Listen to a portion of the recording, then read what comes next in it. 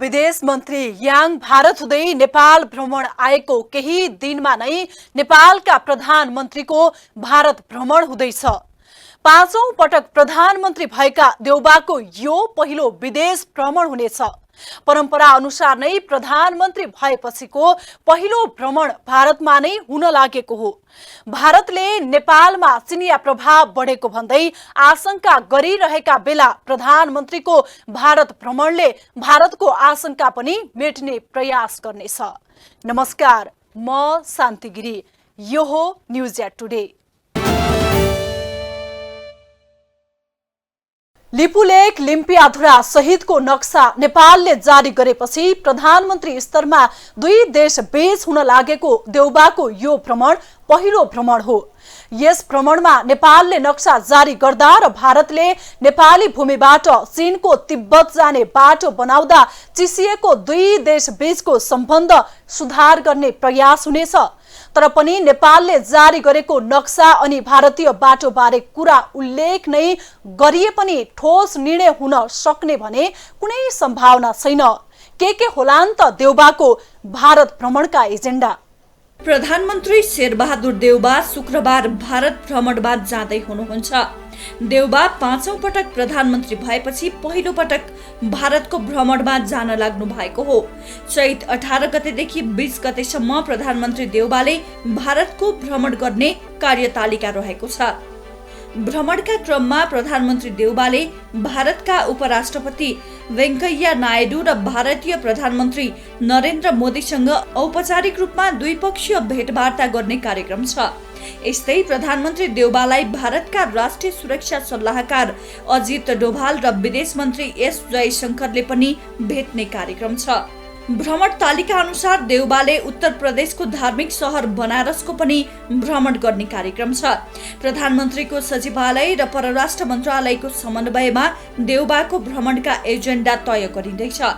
कालापानी, लिपुलेक, लिम्पियाधुरा लगायत सीमा विवाद प्रधानमन्त्री देउबाको भ्रमणमा छलफलको विषय बन्नुपर्ने आकलन गरिए पनि त्यस विषयमा वार्ता हुने नहुने स्पष्ट भइसकेको छैन। सीमावर्ती क्षेत्रको विकास र व्यवस्थापन लगायतका कुराहरूमा उच्च स्तरीय छलफल हुनेछ। मंगलबार परराष्ट्र मन्त्रालयले पत्रकार सम्मेलन गरी सीमा सम्बन्धी विवादबारे कुरा हुने बताएको थियो।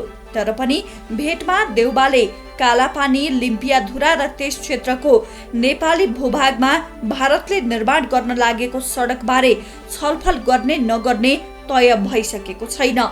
प्रधानमन्त्री देउबाको भारत भ्रमणका क्रममा जनकपुर जयनगर रेलमार्गको उद्घाटन गर्ने एजेन्डा पनि छ। प्रधानमन्त्री देउबा र भारतीय समकक्षी मोदीले संयुक्त रूपमा रेलमार्गको उद्घाटन गर्ने कार्यक्रम रहेको छ। दुवै देशका प्रधानमन्त्रीले नयाँ दिल्लीबाट संयुक्त रूपमा श्रव्य दृश्यको माध्यमबाट रेल सेवाको उद्घाटन गर्न लागि भौतिक पूर्वाधार तथा यातायात मन्त्रालयले जनाएको छ।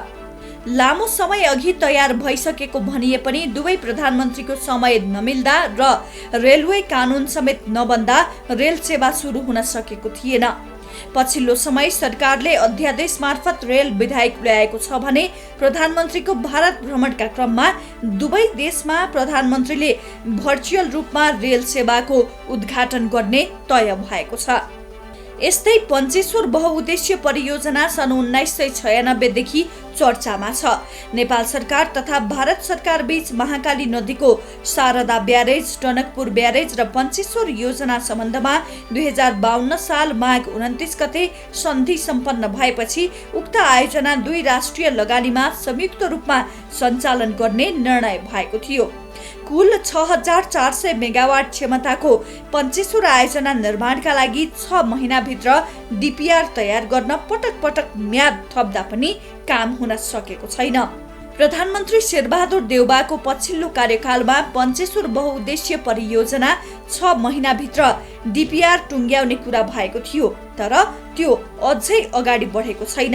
अहिले प्रधानमन्त्री देउबाको भ्रमणका क्रममा पञ्चेश्वर योजनालाई पनि प्राथमिकतामा राखिएको जनाइएको छ। प्रधानमन्त्री देउबाको भारत भ्रमणमा माथिल्लो कर्णाली परियोजनाको विषयमा पनि भारतसँग कुरा उठाइने प्रधानमन्त्रीको सचिवालयले जनाएको छ। माथिल्लो कर्णाली बनाउन ग्लोबल टेन्डर मार्फत सन् 2008मा भारतीय कम्पनी GMRलाई छनौट गरिएको थियो। GMRले सर्भे र अध्ययनकै लागि भनेर अधिकांश समय बितायो।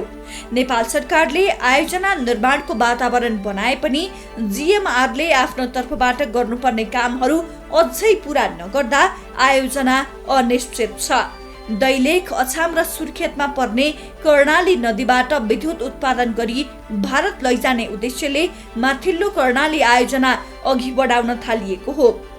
भारतले नेपाली भूमि, कालापानी, लिपुलेक र लिम्पियाधुरा समेटेर राजनैतिक तथा प्रशासनिक नक्सा जारी गरेपछि नेपाल भारत सम्बन्ध चिसिएको छ।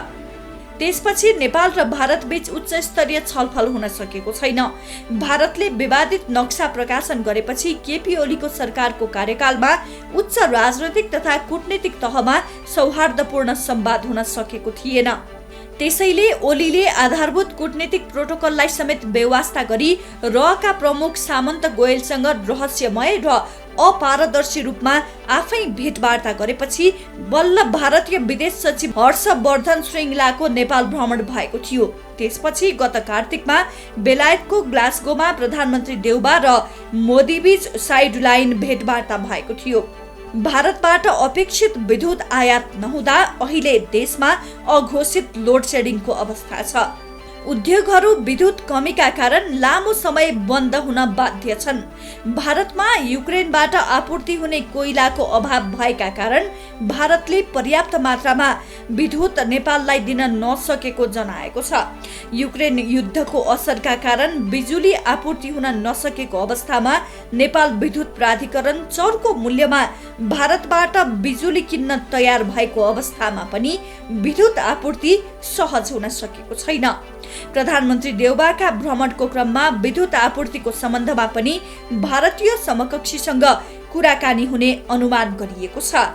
शुक्रबार प्रधानमन्त्री भारत भ्रमणमा जाने भए पनि औपचारिक एजेन्डा भने अझै सार्वजनिक भएको छैन।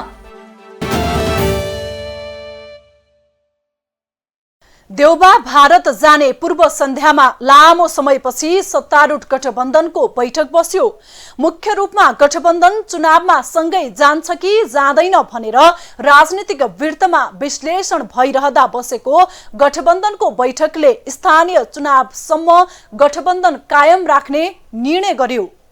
गठबन्धन कायम राख्ने माथिल्लो तहका नेताहरू बीच सहमति भए पनि स्थानीय तहमा भने गठबन्धन बनाउन सकस नै हुने देखिन्छ।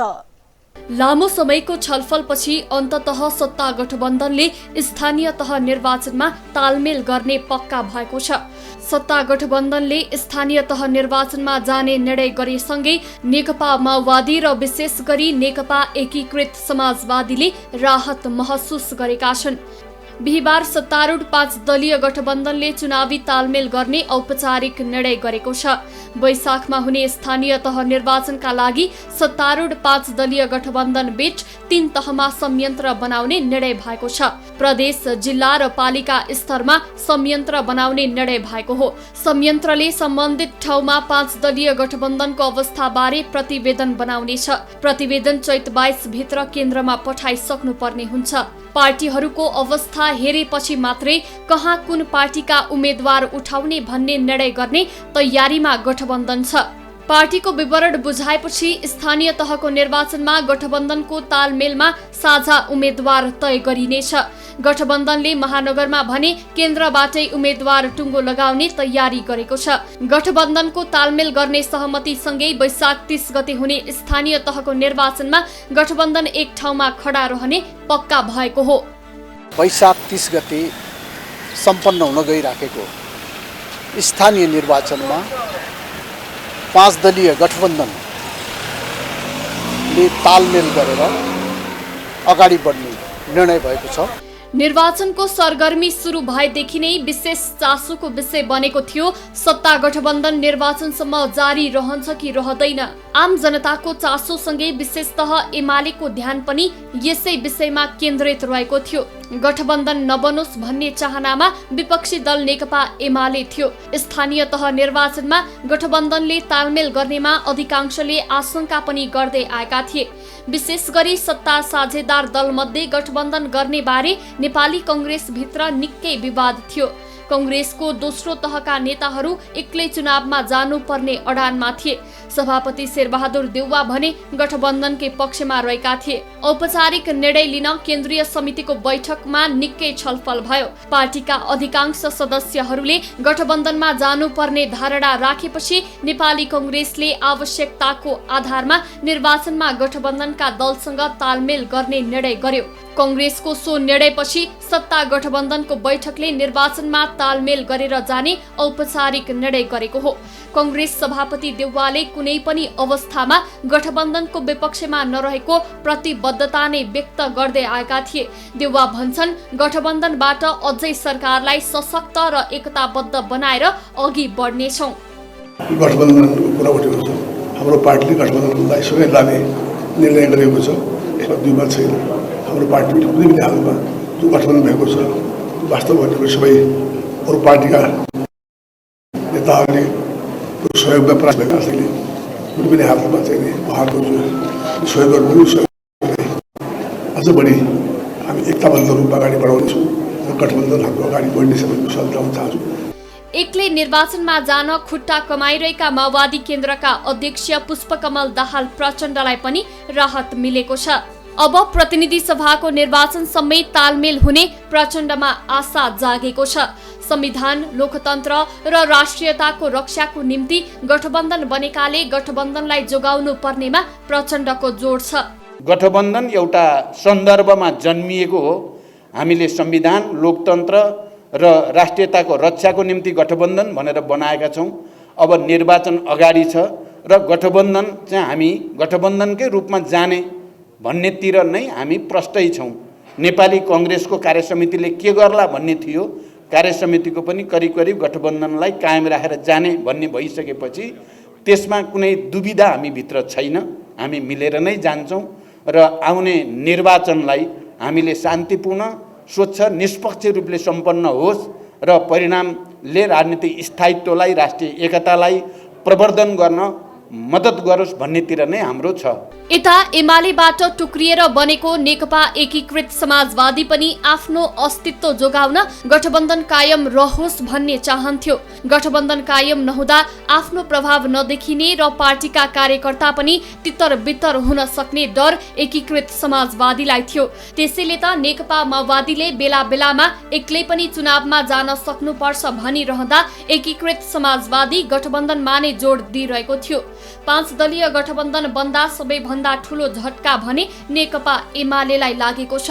पार्टीहरू गठबन्धनमा नगएर अलग अलग चुनाव लडे आफ्नो प्रभाव बढी देखिने आंकलन गरेको एमाले गठबन्धन बन्दा सहज नहुने अनुमान गरिरहेको छ। तर पनि एमाले एक्लै चुनाव लड्ने र सबै मिलेर आफूलाई घेराबन्दी गरेकाले जनताले आफूलाई नै विश्वास गर्ने दाबी गरिरहेको छ।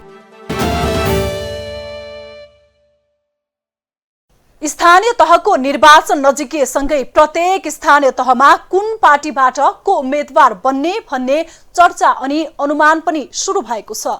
त्यो सँगै सुरु भएको स्थानीय तहको निर्वाचनमा महिला प्रमुखको संख्या कति होला भन्ने आकलन। संविधान अनुसार स्थानीय तहमा प्रमुख या उपप्रमुख मध्ये एक महिला हुनुपर्ने अनिवार्य छ। तर पनि राजनीतिक दलहरूले प्रमुखमा पुरुषलाई नै उम्मेद्वार बनाउने गरेका छन्। पछिल्लो चुनावमा थोरै मात्र स्थानमा महिला प्रमुख विजयी भएका थिए। यसपटक यो संख्या कति होला अनुमान जारी छ। स्थानीय तहको निर्वाचन नजिकिँदैछ। राजनीतिक दलहरूलाई यति बेला चुनाव प्रचार प्रसार गर्न भ्याइ नभ्याइ छ। विभिन्न पार्टीका नेता कार्यकर्ता जनताको घर घरमा गइरहेका छन्। निर्वाचनका लागि पार्टीभित्र भाग बन्डका लागि आन्तरिक छलफल पनि चलिरहेकै छ। अर्कोतिर कसलाई टिकट दिने भन्नेमा नेतृत्वकर्ताहरू छलफलमा जुटिरहेका छन्। महिला नेतृत्वलाई प्राथमिकता दिनुपर्ने बहस सधैँ सतहमा आउने गर्दछ। यस पटकको निर्वाचनमा पनि पालिकामा महिला नेतृत्व कति भन्ने बहस चलिरहेको छ। निर्वाचन नजिकिएसँगै अब टिकटका लागि नेताका ढोकामा लाइन लाग्न थालिसकेका छन्। ढोका ढुक्नेमा महिलाको संख्या भने न्यून छ। त्यसो त ढुक्नेहरू पनि पुरुष नेताकै घरमा पुग्छन्। महिलाले टिकट दिन सक्छन् वा प्रभावित पार्न सक्छन् भन्ने नभएरै हुन सक्छ। स्थानीय तह निर्वाचन ऐनले दलहरूले नगरपालिकाको प्रमुख, उपप्रमुख वा गाउँपालिकाको अध्यक्ष, उपाध्यक्ष दुवै पदमा उम्मेदवारी दिँदा 50% महिला उठाउनु पर्ने बाध्यकारी व्यवस्था गरेको छ। तर कार्यान्वयनको पाटो निकै फितलो छ। अब राजनीतिक दलहरूले आफूले संविधान र कानूनलाई व्यवहारमा र कार्यान्वयन गर्ने कुरामा कति लागेका छौं भन्ने सोच्नु पर्ने बेला आएको छ। महाधिवेशन पश्चात जुन अद्यावधिक हुँदै गरेको अवस्थामा मैले यहाँलाई भन्नै पर्ने हुन्छ, त्यसमा पनि दलहरूबाट 1/3 कार्यकारी महिलाहरूको नाम आएको छैन। मैले यो निवेदन गरेँ। यसकारण हामी कहाँ छौँ? हामी खालि कुराले मात्रै भनिरहेका छौँ कि त्यो संविधान र कानुनलाई हामीले पनि व्यवहारमा र कार्यान्वयन गर्ने कुरामा हामी पनि त्यसमा लागि परेका छौँ। कमसेकम यसलाई पनि यहाँले विश्लेषण गरिदिनु हुनेछ भन्ने कुरा पनि मेरो निवेदन गराइ यहाँहरूलाई छ। र म यहाँलाई अनुरोध के गर्न चाहन्छु, मनोनित गर्ने प्रावधान पनि छ। त्यो मनोनितबाट यहाँले कार्यकारिणीमा 1/3 महिला पुगाएर आयोगमा अद्यावधिक गर्ने कुरामा यहाँहरूको सहयोग रहनेछ भन्ने कुराको पनि मैले आशा गरेको छु। कानुनको प्रावधान अनुसार 2074 सालको स्थानीय तहको निर्वाचनमा राजनीतिक दलहरूले उपप्रमुख, उपाध्यक्ष पदमा केही मात्रामा भए पनि महिलालाई प्राथमिकता दिएकाले उक्त पदमा महिलाको उपस्थिति बढेको थियो। 2074 सालको स्थानीय तहको पहिलो चरणको निर्वाचनबाट गाउँपालिका र नगरपालिकाको नेतृत्वमा 40% महिलाको उपस्थिति थियो। कानूनले बाध्य बनाएको स्थान बाहेक भने महिलाको उपस्थिति अत्यन्तै न्यून नै देखिएको छ। संविधानले प्रमुख तथा उपप्रमुख एक पदमा महिला अनिवार्य गरेको भए पनि स्थानीय 2074 निर्वाचनमा भने महिलालाई गाउँ तथा नगरपालिकाको उपप्रमुख, उपाध्यक्ष, उपमेयर पदमा मात्र बढी देखिएको थियो। प्रमुख पदमा महिलाहरूको निकै कम प्रतिनिधित्व रहेको पाइएको छ। सबैभन्दा पहिला त महिलाहरूको समानुपातिक प्रतिनिधित्वको कुरै हो हामीले सुरुदेखि उठाउँदै आएको र संविधानको स्पिरिट पनि त्यही हो। अहिले चाहिँ समानुपातिक प्रतिनिधित्व भएको छैन, त्यो हामीले उठाउँदै आएको आवाज हो। महिलाहरूको चाहिँ समानुपातिक प्रतिनिधित्वको अधिकार छ, त्यसलाई चाहिँ सुनिश्चित गर्नुपर्छ। अर्को कुरा चाहिँ अहिले हामीले गत निर्वाचनमा पनि देख्यौँ, विशेष गरी स्थानीय तहको निर्वाचनमा जहाँ चाहिँ म्यान्डेटोरी प्रोभिजनहरू राखिएको छ, जस्तो अध्यक्षमा चाहिँ के अरे मेयरमा चाहिँ पुरुष छ भने एउटा क्रिटिकल पोजिसनमा चाहिँ नि एउटा पुरुष एउटा महिला हुनुपर्छ भन्ने।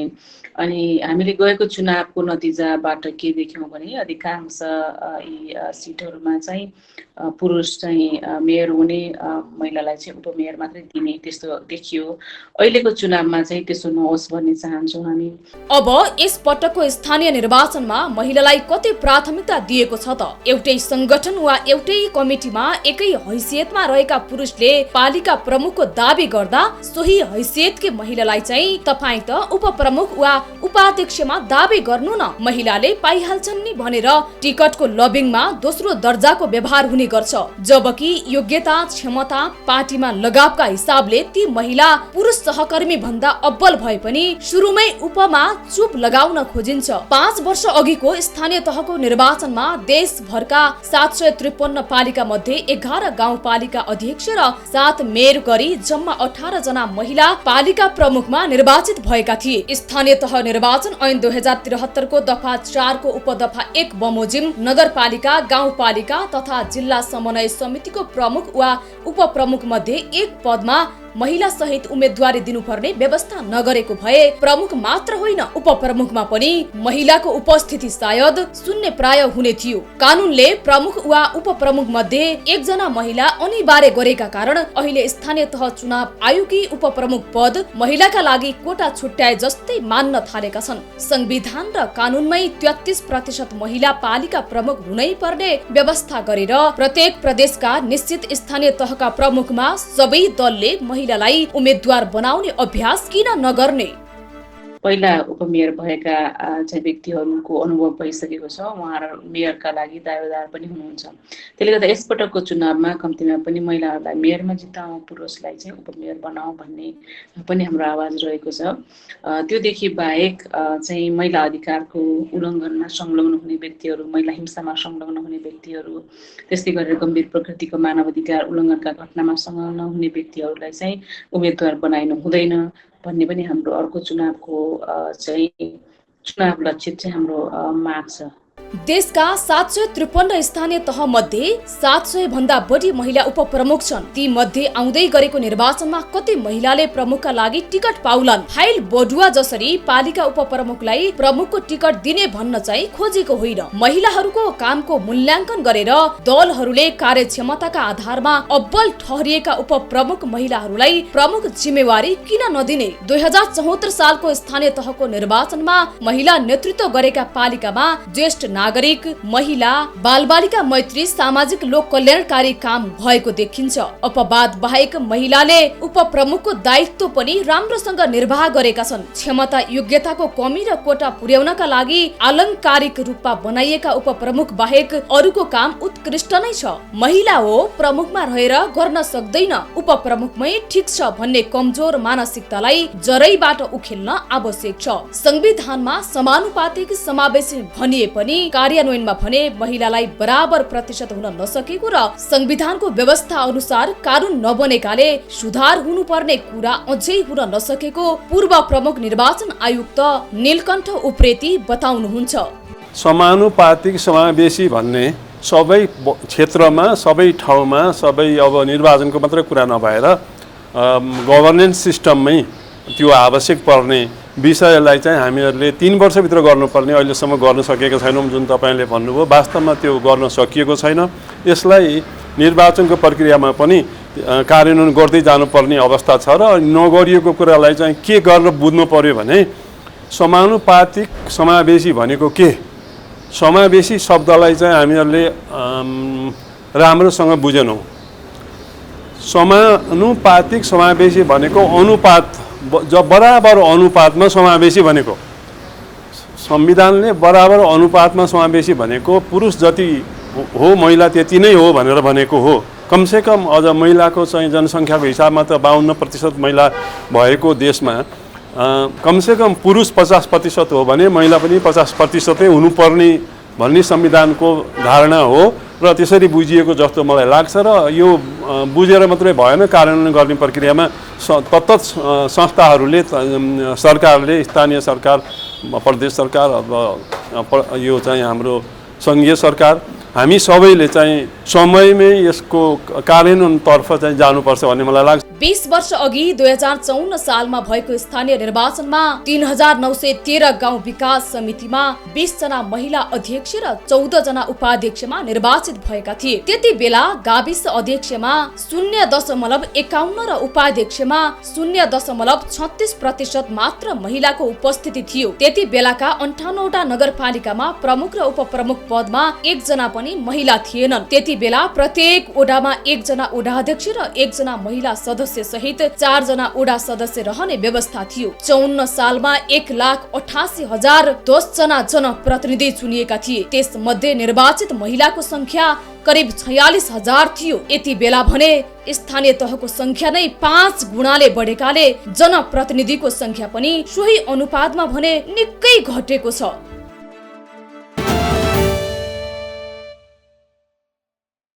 स्थानीय तहको निर्वाचन आउन अब लगभग 40 दिन मात्रै बाँकी छ।